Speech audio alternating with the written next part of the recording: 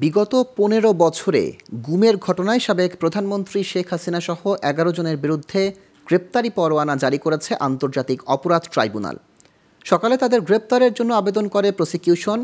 শুনানি শেষে বিচারপতি গোলাম মুর্তুজা মজুমদারের নেতৃত্বাধীন ২ সদস্যের ট্রাইব্যুনাল তাদের গ্রেপ্তার করে ১২ ফেব্রুয়ারি হাজির করার নির্দেশ দেয়। ১১ জনের মধ্যে ৩ জন হলেন সাবেক প্রধানমন্ত্রী শেখ হাসিনা, তার নিরাপত্তা উপদেষ্টা তারিক আহমেদ সিদ্দিকী ও পুলিশের সাবেক মহাপরিদর্শক বেনজির আহমেদ। শুনানিতে chief prosecutor advocate Tajul Islam বলেন, ১৫ বছরে গুম ও ক্রস ফায়ারের মাধ্যমে দেশে ভয়ের সংস্কৃতি চালু করা হয়েছিল। হাজার হাজার মানুষকে সাদা পোশাকে এবং পোশাকধারী বিভিন্ন বাহিনী তুলে নিয়ে যেত, তাদের অধিকাংশই ফিরে আসেনি।